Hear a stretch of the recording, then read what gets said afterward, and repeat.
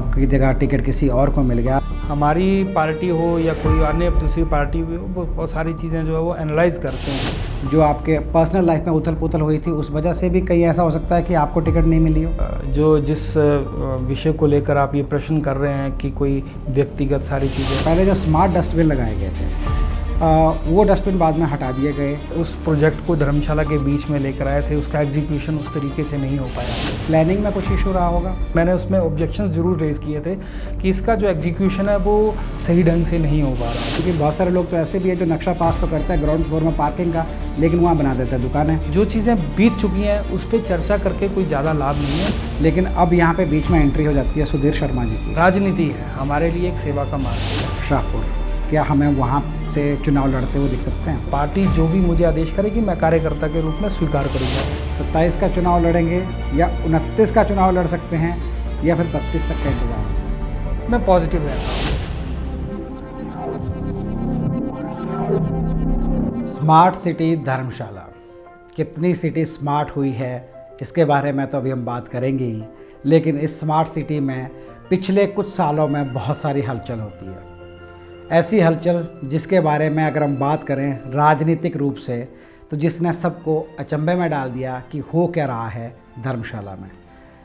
जो पिछले चुनाव 2017 में होते हैं, उसके बाद 2019 में एक बार फिर से बाय इलेक्शन की बात आती है और 2019 में एक नया नाम आता है, वो है विशाल नेहरिया।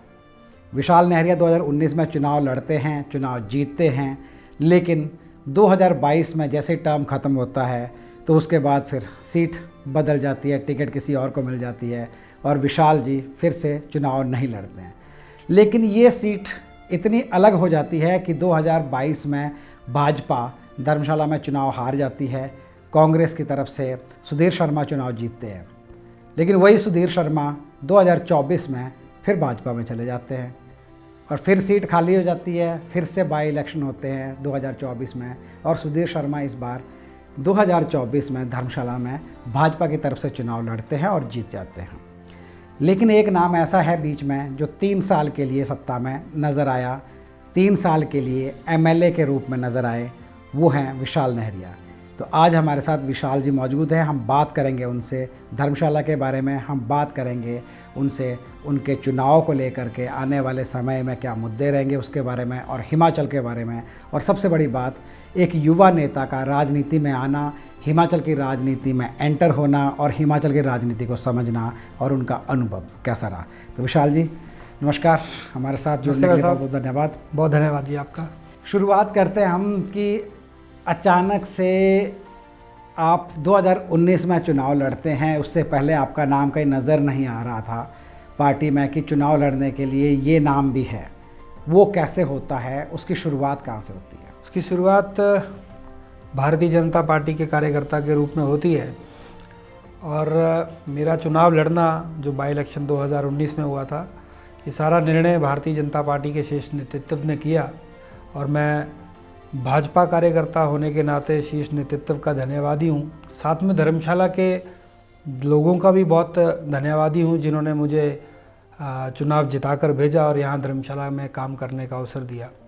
और ये सारा जितना भी चुनाव का प्रक्रिया थी बहुत जल्दी में हुई, क्योंकि जब 2017 में चुनाव हुए थे जनरल इलेक्शंस हिमाचल प्रदेश के, तो उसमें यहाँ से जो भी स्वर्गीय किशन कपूर जी जिनका देहांत हो चुका है वह यहाँ से चुनाव जीत गए थे और प्रदेश सरकार में मंत्री भी बन गए थे। सब कुछ स्थायी चल रहा था, तो ऐसा कोई कल्पना नहीं थी कि बाई इलेक्शन धर्मशाला में हो सकता है। समीकरण बदले और जब पूरे देश का चुनाव हुआ तो उस समय स्वर्गीय श्री किशन कपूर जी को सांसद की टिकट मिली, धर्मशाला की सीट खाली हुई और मुझे पार्टी की तरफ से आदेश हुआ चुनाव लड़ने का। इसके लिए मैं सदैव पार्टी का धन्यवादी हूँ और कार्यकर्ता के तौर पर काम पार्टी में भी किया और कार्यकर्ता ही बनकर जो है धर्मशाला के लोगों की सेवा की, जितना मुझे कार्यकाल मिला।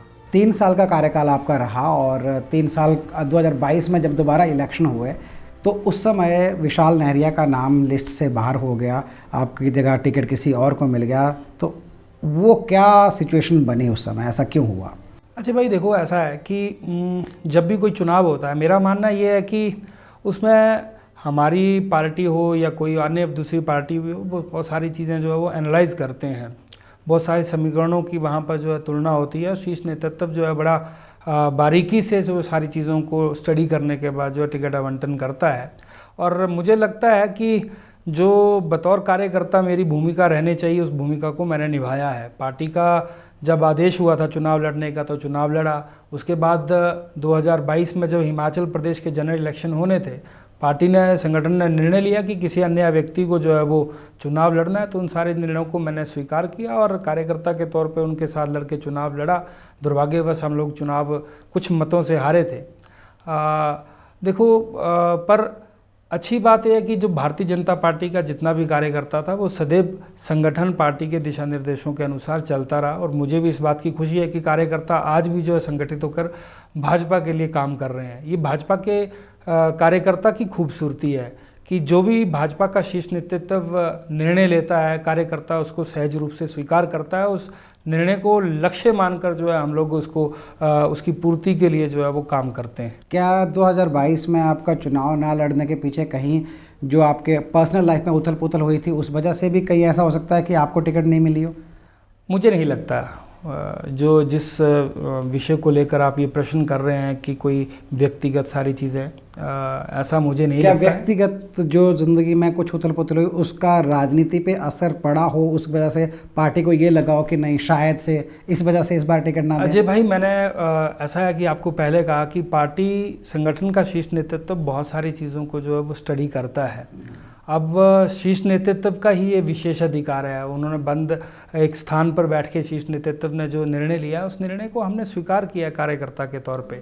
क्या कॉन्सिक्वेंसेस, क्या चीज़ें, क्या पॉइंट्स उस पर डिस्कशंस हुए हैं वो मुझे नहीं मालूम, पर मुझे पूर्ण विश्वास है कि एक पारदर्शिता के साथ जो है पार्टी संगठन का प्रत्येक जो वरिष्ठ नेता है, शीर्ष नेतृत्व है, उन सारी चीज़ों के ऊपर आकलन करता है। तो चलो भविष्य की बात हम बाद में करेंगे, भविष्य में क्या आपकी प्लानिंग है, लेकिन उससे पहले एक बात जानना चाहूँगा। 3 साल का जो कार्यकाल रहा था आपका, उस समय आपको क्या लगता है कि धर्मशाला में ऐसे कौन से काम थे जो आपके समय में हुए और आपने करवाए, जो कि पेंडिंग थे या जो होने ज़रूरी थे, और उसके अलावा और कौन से काम है जो बच गए? देखो, धर्मशाला प्रकृति का बहुत बड़ा आशीर्वाद है और उसके बाद आप देखें तो विश्व के मानचित्र में बहुत अहम स्थान जो है धर्मशाला का रहता है। हिज हॉलीनेस दलाई लामा जी यहाँ पर रहते हैं। उसके साथ साथ पर्यटन की दृष्टि से बहुत महत्वपूर्ण स्थान रहा है। और मैं धन्यवाद करना चाहूँगा हमारे पार्टी के बहुत वरिष्ठ नेता, देश के यशस्वी प्रधानमंत्री आदरणीय श्री नरेंद्र मोदी जी का, जिन्होंने धर्मशाला को स्मार्ट सिटी के रूप में यहाँ पर एक बहुत बड़ा उपहार दिया है और करोड़ों रुपया जो है धर्मशाला को सौगात के रूप में मिला। और उन सारी चीज़ों का प्लान जो है एक पीएमसी के माध्यम से यहाँ पर डिज़ाइन हुआ, जो प्रोजेक्ट मैनेजमेंट कंसल्टेंसी यहाँ पर बिठाई थी, उसके माध्यम से ये चीज़ें डिज़ाइन हुई कि धर्मशाला को क्या हम लोग ऐसी एडिशनल चीज़ें दे सकते हैं जो स्मार्ट रूप ले सकती हैं। उन सारे विषयों के ऊपर उस पीएमसी ने काम किया कॉरपोरेशन के साथ मिलकर। और बतौर विधायक जो मेरा उसमें ड्यूटी बनता था, उन सारी चीज़ों को एक्सपेडाइट करना, प्रॉपरली वो चीज़ें चल रही हैं, उन सारी चीज़ों को हम लोगों का एक उसमें बहुत अहम रोल रहा है। और धन्यवाद करना चाहूँगा तत्कालीन मुख्यमंत्री जयराम ठाकुर जी का। उनका बड़ा सहयोग स्मार्ट सिटी की डेवलपमेंट को लेकर रहा है, क्योंकि जो कंट्रीब्यूशन के तौर पे हिमाचल प्रदेश की तरफ से पैसा मिलना था, उसमें बहुत सारा सहयोग हिमाचल प्रदेश सरकार को तत्कालीन भाजपा की सरकार में मिला, जो कि हम लोग अभी वर्तमान में कांग्रेस सरकार में नहीं देख पाए हैं। तो उन सारी चीज़ों को लेकर जो है वो धर्मशाला में बहुत काम हुए। उसमें चाहे आपके स्मार्ट स्ट्रीट जो हमारे पाथ्स हैं, वॉकवेज़ हैं, साथ में इसके साथ साथ में स्मार्ट क्लासरूम्स हैं, जितने भी हमारे नियर बाय स्कूल्स हैं कॉरपोरेशन के, उसमें बहुत सारे स्मार्ट क्लासरूम्स बनाए। इसके साथ साथ में आप देखेंगे कि हम लोगों ने कई जो स्मार्ट सिटी का पैसा था उसको डाइवर्ट करके जो है डेवलपमेंटल प्रोजेक्ट्स लेकर आए। यहाँ पर सीवरेज ट्रीटमेंट प्लांट्स को लेकर बहुत अच्छा सा काम हुआ, वाटर ट्रीटमेंट प्लांट्स को लेकर काम हुआ। हम लोगों ने पैसा डाइवर्ट करके जो जल शक्ति विभाग को दिया, बहुत सारी जगह पे हम लोगों ने बड़े डिगिंग्स कराए जहाँ पर पानी की प्रॉब्लम थी, उन पानी की प्रॉब्लम को सॉल्व करना, इन सारे विषयों को लेकर काम किया। और मोर ओवर सबसे बड़ी बात है कि पर्यावरण के संरक्षण में एक बहुत अच्छा सा काम करने का प्रयास किया, जिसमें हम लोगों ने इलेक्ट्रिक बसेस धर्मशाला के बीच में लेकर आए, वो सारी स्मार्ट सिटी के पैसे से आई हैं। और इसके साथ साथ में जो सेग्रीगेटेड कूड़े के कचरा के निष्पादन को लेकर हमने काम किया, उस वो सारी आज बड़े अच्छे रूप से सार्थक सिद्ध हो रही हैं कि आज garbage collection door to door होता है, उसका सेग्रीगेशन जो है वहाँ पर हम वो करवा रहे हैं कॉरपोरेशन के माध्यम से। तो इन सारे स्मार्ट सिटी में फिर एक हमने इंटरनेशनल प्लेटफॉर्म्स का एक जो है यहाँ पर फुटबॉल ग्राउंड है उसकी नींव रखी थी, ताकि यहाँ पर और टूरिज़्म जो है वो अट्रैक्ट हो सके। माउंटेनियरिंग इंस्टीट्यूट को पैसा देकर वहाँ पर जो है जितने भी हमारे जो सीखने वाले विद्यार्थी होते हैं कि उन्होंने माउंटेनियरिंग की ट्रेनिंग्स लेनी है, उनके लिए वहाँ पर हॉस्टल फैसिलिटीज़ करवाई। आपने कूड़े वाली बात की तो उसको लेकर के मैं जानना चाहूँगा कि जो पहले जो स्मार्ट डस्टबिन लगाए गए थे वो डस्टबिन बाद में हटा दिए गए, और जो जहाँ जहाँ बचे हैं उनकी चारों तरफ से जाली लगा करके उनको पूरी तरह से बंद कर दिया गया, और डोर टू डोर कलेक्शन की बात होती है। डे टू डे लाइफ में कोई भी पर्सन वॉक करते हुए कुछ उसके पास कूड़ा है, उसको कहीं फेंकना है, तो जो डस्टबिन है वो हटा दिए गए हैं। पहली बात तो स्मार्ट डस्टबिन लगाए गए, बाद में 19 स्मार्ट डस्टबिन को हटा दिया गया, जो अप्रॉक्सीमेटली 48 करोड़ के आसपास उस पर खर्चा हुआ था वो स्मार्ट डस्टबिन लगाने में। उनको क्यों हटाया गया? आंकड़े थोड़े आपने, मुझे लगता है कि आंकड़ों पे एक्यूरेसी नहीं है, पर मेरा मानना ये था कि शायद हो सकता है कि उसका जिस तरीके से उस प्रोजेक्ट को धर्मशाला के बीच में लेकर आए थे उसका एग्जीक्यूशन उस तरीके से नहीं हो पाया। प्लानिंग में कुछ इशू रहा होगा? हो सकता है। देखिए, मेरे विधायक बनने से पहले बहुत पहले जो है वो इम्प्लीमेंट हो चुका था। मैं भी 2016 के स्टार्ट में ही वो चीज़ जो है वो इंस्टॉल हो चुकी थी धर्मशाला के बीच में। हाँ, पर मैंने उसमें ऑब्जेक्शन ज़रूर रेज़ किए थे कि इसका जो एग्जीक्यूशन है वो सही ढंग से नहीं हो पा रहा है। तो उसकी प्लानिंग जो थी वो मुझे लगता है उसमें थोड़ी सी कमी हो सकता है रह चुकी हो। पर अभी जो वर्तमान समय में जो हम लोग door to door garbage collection कर रहे हैं उसका सही ढंग से जो है हम लोग आने वाले समय में रेगुलाइज उसको हम लोग करें। इस दिशा पे हम लोगों को काम करने की आवश्यकता है। जो भी चीज़ें बीत चुकी हैं, गलत स्टेप हो चुका है, उस पर ज़्यादा चर्चा करके मुझे लगता है कोई लाभ नहीं है। पर उस सारी चीज़ों से हम लोगों को सीख जरूर लेनी चाहिए, क्योंकि सरकारी पैसा है, कहीं ना कहीं इस पैसे का दुरुपयोग नहीं होना चाहिए। इसका सही तरीके से इस्तेमाल हो, लोगों को अच्छी फैसिलिटीज़ मिले, इस दिशा पर एक जनप्रतिनिधि का काम बनता है, एक उसका दायित्व है कि वह सही दिशा में काम कर सके, ईमानदारी के साथ काम करे और उसका एग्जीक्यूशन जो है वो लोगों के लिए सार्थक सिद्ध हो। इस दिशा में काम करना, तो मुझे लगता है जो door to door garbage collection है एक अच्छा स्टेप है। इसको सेग्रीगेट करके इसको कैसे रिसाइकल करना है, इसको कैसे डिकम्पोज करना है, अब आने वाले समय में इस सारी चीज़ों के ऊपर हम लोगों को चिंतन करने की आवश्यकता है। धर्मशाला एक ऐसी कॉन्स्टिट्यूएंसी है जिसको लेकर के हम ये भी नहीं बोल सकते कि सरकार की तरफ से काम नहीं हो रहा तो विपक्ष आवाज़ नहीं उठा सकता कि हाँ जी हम विपक्ष में बैठे हैं इसलिए यहाँ पे काम नहीं हो रहा है, क्योंकि यहाँ का पैसा जो है वो केंद्र से आता है ज़्यादातर, क्योंकि स्मार्ट सिटी है, स्मार्ट सिटी के नाम पे यहाँ काम होता है। लेकिन फिर भी धर्मशाला की जो सड़कें हैं, धर्मशाला से लेके मैक्लोडगंज की हो गई या जो भी आसपास की है, उनमें जो इशू है, पिछली बार जो बरसात में बह गई थी उनको लेकर के भी इशू चल रहा है। उनको अभी तक ठीक नहीं किया गया, मरम्मत उनकी नहीं हो पा रही है। लेकिन सबसे बड़ा मुद्दा ये होता है कि जैसे ही टूरिस्ट सीज़न शुरू होता है धर्मशाला में हर तरफ जाम लग जाता है। आज तक पार्किंग की समस्या को आज तक कोई सलूशन जो है सरकार की तरफ से, प्रशासन की तरफ से दिया ही नहीं जा रहा है। तो आपको क्या लगता है कि किस तरह का इशू उसमें आ रहे हैं पार्किंग को लेकर? अजय भाई, आपने बड़ा अच्छा प्रश्न किया है। मैंने अपने कार्यकाल के समय में पार्किंग को लेकर बहुत ज़्यादा काम करने का प्रयास किया, और जो धर्मशाला का बस स्टैंड है उसके बैक साइड पे हम लोगों ने लगभग 500 गाड़ियों की पार्किंग की एक नींव रखवाई थी, और उसका काम आज की डेट में चल रहा है। इसके साथ साथ में आप देखो कि धर्मशाला के साथ लगते जो मैक्लोडगंज का क्षेत्र है, जहाँ पर हिज हॉलीनेस दलाई लामा जी का निवास है, उसके साथ में भी पार्किंग का वहाँ पर हमने निर्माण कार्य करवाया था, और बहुत सारी कोशिश रही कि लगभग 1000-1500 गाड़ियों की व्यवस्था जो है इन 2-3 स्थानों पर हो सके। पर आप देख रहे हैं कि दिन प्रतिदिन हमारा शहर बड़ा होता जा रहा है, और आकर्षण का केंद्र होने के कारण से बाहर के लोगों का भी यहाँ पर आगमन होता है।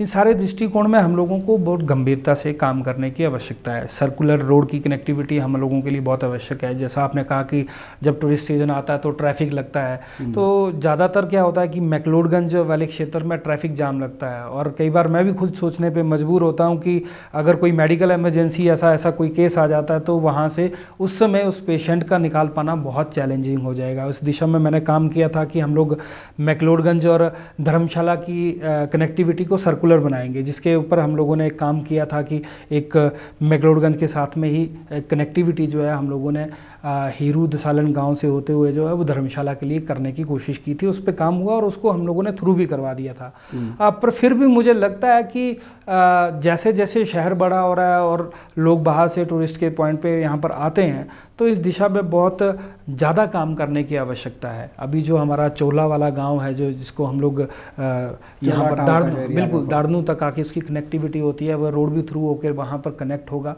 तो उससे भी बहुत बड़ा निजात जो है वो ट्रैफिक में मिलेगा। इन सारी दिशाओं पर मैंने अपने कार्यकाल में बहुत काम किया है। और सबसे बड़ी बात देखो, ट्रैफिक मैनेजमेंट को लेकर तो मैं इतनी बात बोलूँगा कि एक सर्कुलर कनेक्टिविटी के साथ साथ मैं आपको एक बात बताऊँगा कि धर्मशाला में कोई ऐसे स्थान थे आज़ादी से लेकर अब तक उसमें बसेस नहीं चली थी। चोला गांव हो चाहे हमारा जदरंगल गांव हो, उन बसेस में वहाँ पर हम लोगों ने जो है वहाँ पर बसेस शुरू करवाई। जो हमारा जहाँ पर सेंट्रल यूनिवर्सिटी का कैंपस बनना था, जो प्रपोज्ड था, जदरंगल से ऊपर हमारा जो गांव का क्षेत्र पड़ता है, वहाँ पर बसेस नहीं जाती थी। उन बसेस को मैंने शुरू करवाया, रोड थ्रू करवाए। सबसे बड़ी बात क्या है कि जो नियम कहते थे ट्रांसपोर्टेशन के, कि जब तक 42 सीटर बस उस रोड में नहीं जा पाती तो वो रोड पास नहीं होता। तो उन रोडों को चौड़ा करवाया, उनको फिर नियमित करवाने के बाद उन पर बसेस वो पास करवाई, तब जाके वहाँ पर बसेस शुरू हुई। तो ऐसे हालात हुए थे, उस दिशा में जो है गंभीरता के साथ जो है काम करने की आवश्यकता है। मुझे लगता है कि मुझसे पहले जितने भी जनप्रतिनिधि रहे हैं, मैं उनका भी धन्यवाद करना चाहूँगा, क्योंकि उन्होंने कहीं ना कहीं उनका भी कंट्रीब्यूशन धर्मशाला की डेवलपमेंट को रहा है। पर आज भी धर्मशाला में हम बहुत सारी चीज़ों को लेकर काम कर सकते हैं। इस पे थोड़ा सा क्या है कि मुझे लगता है कि बहुत सारे धर्मशाला में बुद्धिजीवी वर्ग जो रहते हैं, रिटायर्ड लोग हैं, वेल एजुकेटेड हैं, और उनका एक बड़ा वास्ट एक्सपीरियंस है अपनी अपनी फील्ड में। उन लोगों का साथ मिलकर हम लोग एक मंच साझा करके वहाँ पर उनके विचार लें, तो मुझे लगता है कि वो भी धर्मशाला की डेवलपमेंट के लिए एक सार्थक सिद्ध हो सकते हैं। स्मार्ट सिटी बनने के बाद भी कहीं ना कहीं टाउन प्लानिंग में धर्मशाला पिछड़ता हुआ नज़र आता है, क्योंकि जितनी भी बिल्डिंग कंस्ट्रक्शन हो रही है, आज एक घर बनता है, उसकी 3 मंजिलें 4 मंजिलें बन रही हैं, लेकिन पार्किंग के लिए एक गाड़ी खड़ी करने के लिए उस घर में जगह नहीं है। और सारी गाड़ियां, खुद की गाड़ी भी सड़क पे खड़ी है लोगों की, उसके अलावा 4 से 5 किराएदार हैं, उनकी गाड़ियां भी सड़क पे खड़ी है। और उसके बाद फिर सारे की सारी सड़कें जाम होती है। उसके बाद सवाल उठता है कि सरकार की तरफ से पार्किंग नहीं बनाई जाती। जो अभी जो घर कंस्ट्रक्शन जो हो रही है, जिसके एक कंपलसरी रहता है कि एक पार्किंग बनाना जरूरी है, 4-4 फ्लोर बन रहे, तो उसके ऊपर आपको लगता है कि ध्यान दे रहा प्रशासन कहीं ना कहीं? मुझे लगता है इसमें कंट्रीब्यूशन दोनों का होना चाहिए। हमारा प्रशासन के साथ साथ हमारी भी एक नैतिक जिम्मेदारी बनती है कि हम लोग उस पर क्या भूमिका निभा रहे हैं। तो अगर दोनों तरफ से कंट्रीब्यूशन बराबर रहता तो मुझे लगता है बहुत हद तक इस समस्या का जो है वो निजात हम लोगों को मिल जाएगा।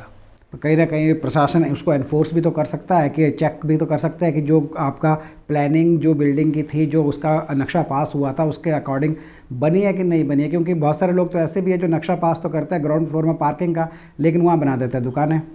देखो अजय भाई, लगभग 2016 के आसपास धर्मशाला जो था वो नगर निगम बना था। और नगर निगम बनने से पहले ये शहर जो है वो बहुत ज़्यादा डेवलप हो चुका था कंस्ट्रक्शन के मामले में, और यहाँ पर बहुत सारे लोगों ने जो है रिसाइड कर चुके थे, कंस्ट्रक्शन हो चुकी थी। तो ये सारी चीज़ें जो वो चैलेंज के रूप में हम लोगों को धीरे धीरे सामने आने को देखने को मिली हैं। जो चीज़ें बीत चुकी हैं उस पर चर्चा करके कोई ज़्यादा लाभ नहीं है। मुझे लगता है कि आने वाले समय में ये सारी चीज़ें अच्छे से एग्जीक्यूट हों, उस दिशा पे काम करने की आवश्यकता है। छोटे पार्किंग स्थल डेवलप किए जा सकते हैं, जिन घरों की अप्रूवल जो पहले हो चुकी है, पहले कंस्ट्रक्शन हो चुकी है, जिन पे नहीं बना पार्किंग, वैसे छोटे छोटे पार्किंग प्लेसेस जो है हम लोगों को बनाने चाहिए। और इसके साथ साथ में देखिए, पब्लिक ट्रांसपोर्ट को आज भी प्रमोट करने की आवश्यकता है। जितने भी हमारा कॉरपोरेशन का एरिया है, अगर आप यहाँ पर लें तो आबादी बहुत डेंस हो चुकी है।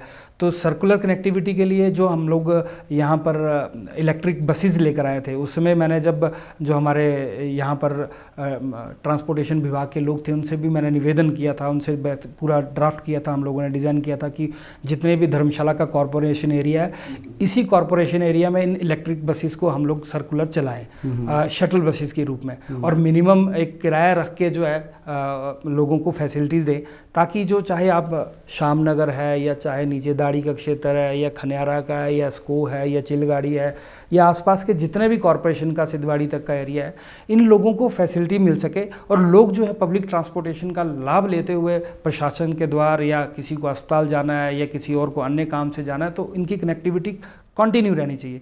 मुझे लगता है पब्लिक ट्रांसपोर्ट एक अहम रोल जो इस सारी ट्रैफिक फैसिलिटी को कंट्रोल करने के लिए जो बहुत अहम भूमिका निभा सकती है। काम करने की आवश्यकता है, किया जा सकता है। इस पे थोड़ा सा हम लोगों को लगन के साथ जो है फोकस करना पड़ेगा। बसेज तो स्पेसिफिक रूट पे ही चलती है, लेकिन जो इंटरनल एरियाज आ जाता है, जैसे हम शामनगर रामनगर की बात कर रहे हैं, यहाँ पे अगर किसी को आना जाना तो उसके लिए बहुत मुश्किल हो जाता है और उनको कैब करनी पड़ती है। तो एक टैक्सी यूनियन जो है, एक उनका ही वो एक तरह से दबदबा यहाँ पे है। क्या यहाँ पे ऑटो रिक्शा चलाने का या उस तरह का कोई प्लान हो सकता है, या फिर उसको लेकर के कहीं ना कहीं टैक्सी यूनियन वाले जो है अगेंस्ट खड़े हो जाते हैं कि नहीं, ये हमारे रोजी रोटी पे लात मार रहे हैं, तो कहीं ना कहीं वोट बैंक की वजह से ये डिसीजन लेने में भी मुश्किल हो जाती है नेताओं को? देखो, मुझे लगता है अजय भाई, ये वोट बैंक का सवाल नहीं है। टैक्सी ड्राइवर्स और जो टैक्सी यूनियंस हैं वो भी हमारे धर्मशाला की बैकबोन है, और उनका बहुत सारा निवेश जो है अपने निजी जीवन से लगा है उनकी टैक्सी चलाने के लिए।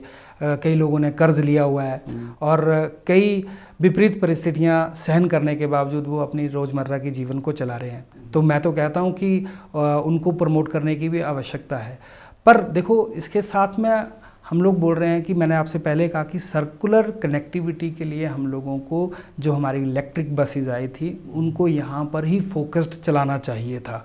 हमारे पास जितने भी हमारे कॉरपोरेशन के बड़े रोड हैं उन सभी रोड पे जो है वो बसेज जा सकती थी, जिससे एक अच्छी फैसिलिटी जो है वो लोगों को मिल जानी थी। पर उस पर अच्छे से काम नहीं हुआ। मेरा भी कार्यकाल समाप्त हुआ। जो अभी प्रशासन है उन सारी चीज़ों पे गंभीरता के साथ अगर आज भी मंथन करे तो मुझे लगता है बहुत अच्छे से इस पे निजात पा सकती है। और मैं आज भी अपने आप को उन सारी चीज़ों के ऊपर जो है मतलब अपना समय कंट्रीब्यूट करने के लिए तैयार हूँ। अगर प्रशासन उस पर मुझे बोलता है, मुझे आदेश जारी होते हैं कि आइए आप प्लान डिस्कस करिए, तो मैं निश्चित तौर पर अपने जीवन से संपूर्ण समय देकर जो है धर्मशाला के लोगों के लिए सेवा करने के लिए आज भी तैयार हूँ। धर्मशाला से आपने चुनाव लड़े थे, धर्मशाला से आप चुनाव जीते थे, 2022 में टिकट आपको नहीं मिली। अब बात आती है 2027 की, लेकिन अब यहाँ पे बीच में एंट्री हो जाती है सुधीर शर्मा जी की। तो सुधीर जी जब भाजपा में आ गए हैं तो कहीं ना कहीं ये फिक्स है कि धर्मशाला में अब सुधीर ही 2027 का चुनाव भी लड़ेंगे। तो ऐसे में नहरिया का क्या प्लानिंग है, क्या सोच है कि क्या 27 में होगा? देखो, मेरी प्लानिंग सिर्फ यही है कि भारतीय जनता पार्टी की सरकार बने, और कार्यकर्ता के नाते मुझे जो भी पार्टी की तरफ से आदेश, जो भी पार्टी की तरफ से जिम्मेदारी मिलेगी, मैंने उस जिम्मेदारी को निभाना है। अंततः मेरा ध्येय यही है कि जो राजनीति है हमारे लिए एक सेवा का मार्ग है। एक अच्छा व्यवस्था जो है लोगों के लिए हम लोग दे सकें और अच्छा काम कर सकें। और देखो, मैंने एक चीज़ देखी है, मैं भाई साहब मेरे परिवार से कोई भी राजनीति में नहीं है, और मैंने कई बार कई दफ़ा कई मंचों पर कहा है कि मैं बिल्कुल साधारण परिवार से संबंध रखता हूँ और मेरी कोशिश है कि मैं हर नागरिक के साथ कनेक्टिविटी रखूँ। मेरे लिए सभी जो हैं वो सामान्य हैं और मैं भी उन लोगों के साथ एक सामान्य वर्ग से संबंध रखता हूँ और मुझे उन सभी के साथ मिलकर जो है वो काम करना है और सेवा ही करनी है। पार्टी जहाँ पर जिस दिशा में मुझे लगाएगी मैं उस दिशा में कार्यकर्ता के रूप में काम करता रहूँगा। और चाहे राजनीति में किसी भी तरह, चाहे इलेक्टोरल पॉलिटिक्स में हूँ, चाहे किसी भी व्यवस्था में हूँ, मैं सदैव लोगों के लिए उपस्थित रहता हूँ। राजनीतिक गलियारों में एक चर्चा है कि विशाल नहरिया जी का अपना जो विधानसभा क्षेत्र है वो शाहपुर है, और धर्मशाला में जब वो गए थे तो एक तरह से एक बाहरी कैंडिडेट के रूप में उनको देखा गया था। तो क्या भविष्य में ये भी हो सकता है कि वो अपने जो गृह चुनावी क्षेत्र है, विधानसभा क्षेत्र है शाहपुर, क्या हमें वहाँ से चुनाव लड़ते हुए दिख सकते हैं? देखिए अजय भाई, मैंने आपको पहले कहा कार्यकर्ता हूँ और सबसे पहले मैं धर्मशाला के लोगों का धन्यवादी हूँ। उसके बाद पार्टी का क्या आदेश होता है, कहाँ पर जाके चुनाव लड़ना है या नहीं लड़ना है, ये पार्टी जो भी मुझे आदेश करेगी मैं कार्यकर्ता के रूप में स्वीकार करूँगा। और मुझे इतना विश्वास है कि मैं जहाँ पर भी जिस भी परिस्थिति में रहूँगा कार्यकर्ताओं के साथ और लोगों के साथ मिलकर जो क्षेत्र के विकास के लिए काम करता रहूँगा। आपका क्षेत्र, जैसे हम बात करें थे शाहपुर क्षेत्र की, आप वहीं के रहने वाले, तो करंट सिचुएशन की अगर हम बात करें तो आपकी नज़र में क्या शाहपुर क्षेत्र में डेवलपमेंट हो रही है? देखिए, आप इंडिविजुअल शाहपुर की बात के साथ साथ आप पूरे प्रदेश की भी बात कर सकते हैं। जो वर्तमान हालात जो है पिछले 3 वर्षों में कांग्रेस के कार्यकाल में हुए हैं, ये बद से बदतर हैं और शायद ही आज से पहले ऐसा नेतृत्व हिमाचल प्रदेश को मिला हो जिसने इतनी दुर्गति जो है प्रदेश की कर दी हो। आज हर वर्ग, आप किसी भी मतलब हमारे प्रदेश की जनता को अगर आप सेग्रीगेट करके देख लें, चाहे हमारा एजुकेशन पॉइंट ऑफ व्यू से देख लें, हेल्थ पॉइंट ऑफ व्यू से देख लें, एम्प्लॉयमेंट के पॉइंट ऑफ व्यू से देख लें, पेंशनर्स देख लें, महिला वर्ग देख लें, युवा वर्ग देख लें, किसी भी वर्ग को देख लो आप, आज सारे हताश हैं। और हर दिन जो है प्रदेश का नेतृत्व जो है कांग्रेस का, वो आए दिन लोगों को ठगता है कि ठीक है हम लोग 1500 रुपये देना महिलाओं को शुरू कर देंगे, जितने भी लोगों ने पशु पाले हैं, पशुधन वाले लोग हैं, उन लोगों से हम 2 रुपये किलो गोबर खरीदना शुरू कर देंगे। प्रदेश की मुखिया जो है, मुख्यमंत्री, उनके धर्मपत्नी कहती हैं जी आप बताओ, देहरा वाले बताओ। अरे देखिए, आज सरकार पूरे हिमाचल प्रदेश में कांग्रेस की, आप पूरे प्रदेश के लोगों की बात करिए ना, ठीक है। और उसके बाद आप देखिए एम्प्लॉयमेंट सेक्शन में बार बार चीख के इन लोगों ने कहा था कि जब हमारी पहली कैबिनेट होगी तो 1 लाख लोगों के नौकरी की व्यवस्था हम लोग कर देंगे। आज मात्र मित्र शब्द तक जो है प्रदेश की कांग्रेस सरकार सीमित रह गई है। तो शाहपुर की बात आपने करी, चाहे धर्मशाला की बात करो, कहीं पर भी देखो कि डेवलपमेंट के पॉइंट से हम लोगों को पीछे धकेला जा रहा है। और पूरे अगर इस प्रशासनिक जिला कांगड़ा की बातचीत करी जाए तो इसके साथ तो साक्षात जो है अनदेखी प्रदेश की कांग्रेस सरकार ने की है। एक एजुकेशन का बहुत बड़ा इंस्टीट्यूट जो केंद्रीय विश्वविद्यालय यहाँ पर हमारे कांगड़ा जिला में बनना था, उसके ऊपर कोई स्टेप जो है वो प्रदेश की कांग्रेस सरकार ने नहीं किया। धर्मशाला के बीच में उसकी सारी भूमि चयनित कर ली गई, उसका जो एफस्टेशन फीस डिपॉजिट होनी थी वो नहीं सबमिट हुई। शाहपुर में जो है वहाँ पर इसका एक रीजनल कैंपस चलता था, उसको भी उठा लिया जा रहा है। तो अब तो केंद्रीय विश्वविद्यालय को यहाँ से शिफ्ट करके पूरी तरह से तकरीबन पूरी तरह से मुझे लगता है कि देहरा चला जाएगा। मैं देहरा का विरोधी तो नहीं हूँ, मैं आपको कह रहा हूँ कि ठीक है, धर्मशाला में चयनित हुआ था, शाहपुर में क्लासेस चल रही थी, आप रीजनल कैंपसेस बना सकते हैं। आज अपने प्रदेश की जो हिमाचल प्रदेश की यूनिवर्सिटी है उसके भी कई जो है पार्ट्स बन चुके हैं। आज मंडी में उसका एक कैंपस चल रहा है, धर्मशाला के बीच में रीजनल सेंटर चल रहा है। आप केंद्रीय विश्वविद्यालय का रीजनल कैंपसेस जो है वो पूरे प्रदेश के अंदर बनाइए ना, आप शाहपुर में भी बनाइए, आप धर्मशाला में बनाइए, आप कांगड़ा के अन्य क्षेत्रों में बनाइए। जो हमारा पिछड़ा जिला है चंबा, ठीक है, जिसको सरकारी चीज़ों पे हम लोग देखते हैं कि बहुत पीछे रह चुका है, वहाँ पर भी बनाइए। वहाँ के विद्यार्थियों को भी उच्च शिक्षा ग्रहण करने का अधिकार है। पर आखिर प्रदेश के मुख्यमंत्री का फोकस सिर्फ पर्टिकुलर एक स्थान के ऊपर है, ये बहुत बड़ा क्वेश्चन है। तो आखिर क्या पूरे जिला का आप अनदेखी कर देंगे? आपने उसके अलावा कहा था प्रदेश के मुख्यमंत्री ने कि हम लोग जो जिला कांगड़ा है उसको प्रदेश की राजधानी जो है वो हम लोग यहाँ पर विकसित करेंगे, इसको अंकित करके बनाएंगे। आखिर क्या कॉन्ट्रीब्यूशन आपका रहा है? मुझे तो लगता है कि देवी देवताओं की भूमि है, प्रदेश की कांग्रेस सरकार को, कांग्रेस नेतृत्व को देवी देवता कतई माफ़ नहीं करेंगे जो दुर्गति इस प्रदेश के अंदर की है। चुनावी वादों की जब हम बात करते हैं तो आज तक यही देखा गया, कोई भी सरकार है वो चुनावी वादे तो करती है, लेकिन चाहे भाजपा रही हो चाहे कांग्रेस रही हो, पहली बात तो है कि वो वादे समय पर पूरे होते नहीं हैं। और अगर होते भी हैं कुछ वादे पूरे, तो उनको हमेशा लास्ट जो ईयर रहता है 5 साल के टर्म का, उसमें जाके पूरा कर दिया जाता है, ताकि उसके बाद आगे वाले जो इलेक्शन है उसमें जो है लोगों को ये हो जाए कि नहीं जी ये वादा पूरा हो गया, फिर से वोट दो। ऐसा तो हर सरकार ही करती है, तो कहीं ना कहीं कांग्रेस भी यही करने की कोशिश कर रही होगी। बड़ा एक आपने अच्छा और गंभीर प्रश्न जो है वो चर्चा में लेकर आए हैं।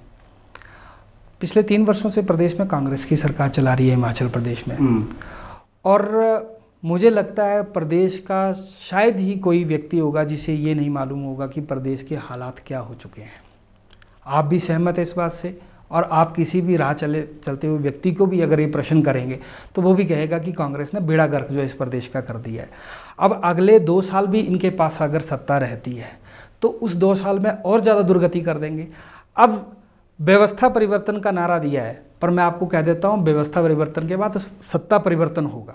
सत्ता इनके यहाँ से जाएगी, उसके बाद जब अगली सरकार जब भारतीय जनता पार्टी की बनेगी तो आप देखिए कि पिछले 5 वर्षों में जो दुर्गति इन्होंने कर दी है, हज़ारों करोड़ रुपए का लोन जो है प्रदेश के अंदर ये लोग लेकर आए, 1 लाख करोड़ का लोन जो है ऊपर जा चुका है, ठीक है। और लगभग मुझे लगता है 40,000 करोड़ रुपए के आसपास इन लोगों ने लोन ले लिया है। और अभी जैसे मैं अभी आपसे डिस्कस कर रहा था, मात्र 30 करोड़ रुपया जमा करवाना था एजुकेशन के लिए।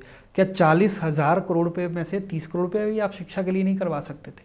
तो इन सारी चीज़ों को जो दुर्व्यवस्था इस प्रदेश के अंदर चलाई है, इस प्रदेश को व्यवस्थित करने में एक अच्छे विजनरी नेता की आवश्यकता है। और ऐसी क्षमता अगर किसी संगठन और किसी पार्टी में है वो सिर्फ और सिर्फ भारतीय जनता पार्टी में है। आप देख लीजिए, जब से देश की कमान हमारे प्रधानमंत्री नरेंद्र मोदी जी ने संभाली है, आज देश 2014 से लेकर 2025 में किस स्थिति पर जो है पूरे विश्व के मानचित्र में उभर कर निकल कर आया है। जहाँ तक बात देश की है वो एक बड़ा मुद्दा है, उसके ऊपर भी बहुत सारे सवाल हैं, लेकिन फ़िलहाल हम फोकस जो है वो प्रदेश के ऊपर ही करते हैं, क्योंकि देश की बात करेंगे तो इस समय हालात जो है वो दोनों तरफ से है, पॉजिटिव नेगेटिव दोनों ही सवाल चल रहे हैं। लेकिन एक सवाल उठता है हिमाचल को लेकर के, अगर हम बात करें कि ओवरऑल जब हम डेवलपमेंट की बात करते हैं, डिज़ास्टर का एक मुद्दा है जिसको लेकर भाजपा सवाल उठाती है कि कांग्रेस जो है वो उस पर खरी नहीं उतर पा रही है मैनेज करने में, और कांग्रेस ये बोलती है कि भाजपा की तरफ से, क्योंकि केंद्र से जो पैसा आना होता है उसको यहाँ के जो लोकल भाजपा के जो पॉलिटिशियन हिमाचल के जो हैं वो वहाँ पे जाके बात करके उस पैसे को रुकवा देते हैं। तो ये जो खींचातान है, कोई भी डॉक्यूमेंट सामने रख के क्यों नहीं बोलता कि ये देखो इतना पैसा केंद्र ने दिया, या कांग्रेस बोले कि ये देखो इतना पैसा केंद्र से आया। सिर्फ और सिर्फ भाषणों में ही ये बातें क्यों होती है, डायरेक्ट सामने पूरे फैक्ट रख करके कोई भी पार्टी क्लियर क्यों नहीं करती, लोगों को घुमाया जाता है, ऐसा क्यों? अजय भाई, देखो, अभी हाल ही में हमारे पार्टी के सम्मानित राष्ट्रीय अध्यक्ष आदरणीय जगत प्रकाश नड्डा जी शिमला आए थे, और शिमला के मंच से वहाँ पर उन्होंने सारे तथ्य रखे, सारे फैक्ट्स रखे और सारे आंकड़े भी रखे कि इस समय कितना पैसा जो हिमाचल प्रदेश को आया। परंतु प्रदेश का जो आज कांग्रेस का नेतृत्व है उसका काम सिर्फ कोसने तक रह गया है। सारी चीज़ों का लाभ ले लेते हैं, जैसे ही थोड़ा समय बीत जाता है उसके बाद वो सारी चीज़ों को जो है वो हिमाचल प्रदेश की जनता के आगे झूठ बोलना शुरू कर देते हैं। आप ज़्यादा दूर नहीं जाऊंगा, आप 2-3 दिन पहले का देखिए, आप प्रदेश के जो उप मुख्यमंत्री हैं उनका सोशल मीडिया अकाउंट देख लीजिए, वो धन्यवाद कर रहे हैं कि केंद्र सरकार ने हिमाचल प्रदेश की सड़कों के लिए इतना पैसा दिया। जो PWD मंत्री हैं वो भी धन्यवाद कर रहे होंगे, पर आज से ठीक 10-15-20 दिन के बाद यही रोना बैठ जाएंगे कि हिमाचल प्रदेश को कुछ नहीं दे रहे। ले लेंगे सहयोग, पर उसके जैसे 10-15-20 दिन बीत जाते हैं उसके बाद जो है वो चिल्लाना शुरू कर देते हैं। और ये मैं नहीं कह रहा हूँ, आप उनके सोशल मीडिया अकाउंट्स देख लीजिए जहाँ से उन्होंने सार्वजनिक जानकारी दी है कि हम केंद्रीय नेतृत्व का धन्यवाद करते हैं कि इतने करोड़ों रुपया जो है हमारे प्रदेश की सड़कों के लिए सुधारीकरण के लिए हम लोगों को मिले हैं।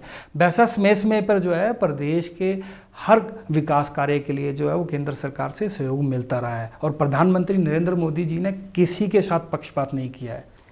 चलिए थोड़ा सा इस टॉपिक से बाहर निकलते हैं और हम आज के इसको थोड़ा कंक्लूड करेंगे अभी सेशन को।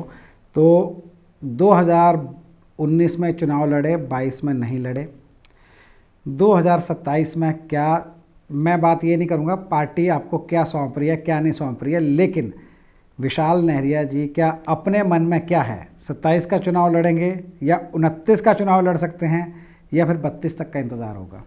मैं पॉजिटिव रहता हूँ और मुझे पता है कि मैं पॉजिटिव रहता हूँ, और सारी चीज़ें भी पॉजिटिव ही होंगी आने वाले टाइम में। क्या होगा ये मुझे नहीं मालूम, पर मुझे इतना मालूम है जो भी होगा वो पॉजिटिव होगा। क्या 29 की तरफ भी सोच सकते हैं हम यहाँ से केंद्र की तरफ को?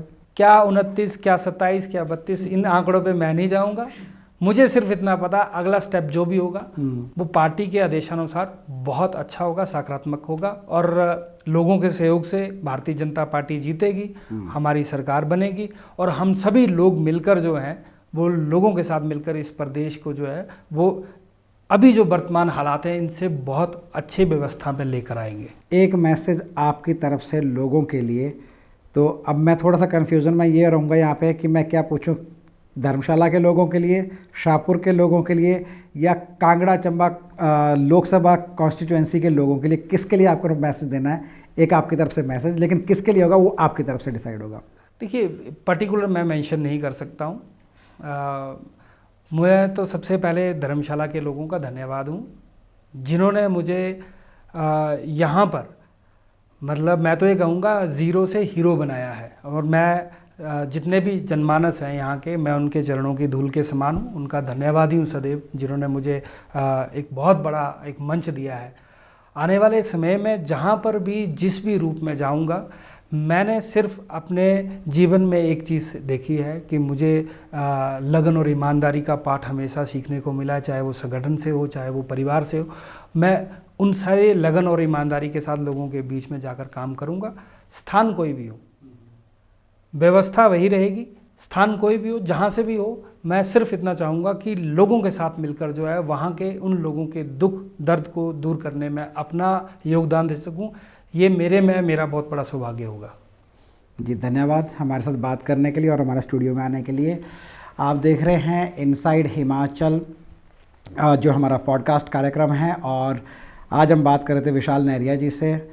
जैसे कि आपको पता है कि हम हर बार किसी न किसी नए गेस्ट से बात करते हैं और जानने की कोशिश करते हैं हिमाचल में जो भी राजनीतिक उथल पुथल है, हिमाचल के राजनीति के पीछे की कहानी क्या है, डेवलपमेंट वर्क की कहानी क्या है। विशाल जी से बात की, आगे की प्लानिंग उनकी क्या है वो तो वही जाने या फिर पार्टी जाने, लेकिन फ़िलहाल अभी के लिए इतना ये है कि वो अश्योर है कि उन्होंने जनता के लिए काम करना है। अब वो जैसे भी पार्टी है उनको जो भी पार्टी की तरफ से उनको जिम्मेदारी सौंपेगी वो पूरी करेंगे। अगर आप चाहते हैं कि हम इसी तरह के सवाल और भी लोगों से पूछें, आपको आज का एपिसोड कैसा लगा इस पे कमेंट में ज़रूर लिखिएगा। और आपकी तरफ से अगर कोई सवाल है जो आप चाहते हैं कि हम और लोगों से पूछें तो वो भी कमेंट बॉक्स में ज़रूर लिखिएगा। इस वीडियो को शेयर ज़रूर कीजिए, लाइक ज़रूर कीजिए, बने रहिए हमारे साथ। आप देख रहे हैं इनॉक्स न्यूज़ में इनसाइड हिमाचल पॉडकास्ट। मैं हूं अजय के सकलानी। नमस्कार।